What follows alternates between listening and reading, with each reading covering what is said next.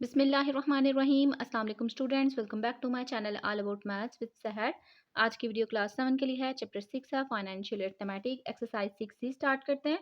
Question हम इसका 7 करने लगे हैं। अगर आपको इसके रिमेनिंग क्वेश्चन चाहिए तो डिस्क्रिप्शन में जाएं, वहाँ पे मैंने लिंक ऐड कर दिया इसकी प्लेलिस्ट का, जिसमें आपको सारे क्वेश्चन 1 बाय 1 मिल जाएंगे। क्वेश्चन स्टार्ट करते हैं। Mrs Imran owns 2 plots of equal birth. अब मिसेज इमरान है, उनके पास जो है वो 2 प्लॉट्स हैं जिनकी प्राइस सेम है। The property tax rate is 2%। तो जो टैक्स रेट है वो कितना है, 2%। If she paid 15,000 as the property tax.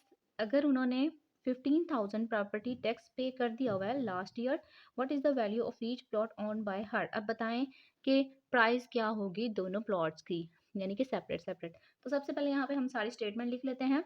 Tax rate 2% है और अमाउंट ऑफ टैक्स कितना है, 15,000। या आप ये भी लिख सकते हैं पेड अमाउंट टैक्स 15,000।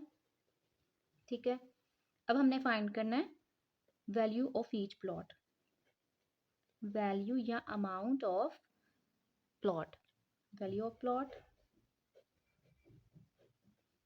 अब जैसे हमें बताया कि हमने जब भी कोई चीज़ की अमाउंट गिवन हो तो उसके ऊपर टैक्स फाइंड करना हो, यानी कि अमाउंट ऑफ टैक्स, तो सिंपल क्या करते हैं, जो भी हमारे पास अमाउंट मौजूद होती है किसी भी चीज़ की, उसको मल्टीप्लाई कर देते हैं रेट ऑफ टैक्स, यानी कि टैक्स रेट के साथ मल्टीप्लाई करके फिर 100 से डिवाइड करके, यानी कि उसकी परसेंटेज खत्म करके ना सिंपल हम ऐसे कर लेते हैं फाइंड।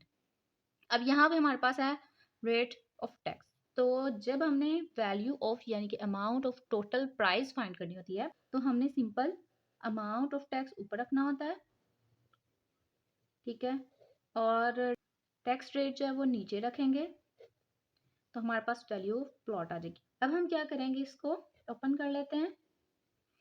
2 नीचे एज इट इज। इस परसेंटेज का बेसिकली मतलब होता है डिवाइड में 100। तो ये जब डिवाइड में 100 आएगा तो नेक्स्ट स्टेप में ये ऊपर चला जाएगा, तो मैं इसी स्टेप में इसको ऊपर लिख रही हूँ। 2 1 2, हम कटिंग कर लेते हैं। 2 7 14, 1 कैरी, 2 5 10, 1 2 0। तो जब 7,500 मल्टीप्लाई होगा 100 से तो हमारे पास ये बन जाएगा 7,50,000। ठीक है, 1 2 3 4, ये 3 हमारे पास 4 जो है वो जीरोस आ गए हैं और 7 5। तो ये हमारे पास आया है दोनों प्लॉट्स की अमाउंट। बेसिकली हमने फाइंड क्या करना था, find the value of each plot, यानी कि अब हमने इनको स्प्लिट करना है 2 इक्वल पार्ट्स में, क्योंकि यहाँ पे बोला हुआ है कि इक्वल बर्थ है दोनों की।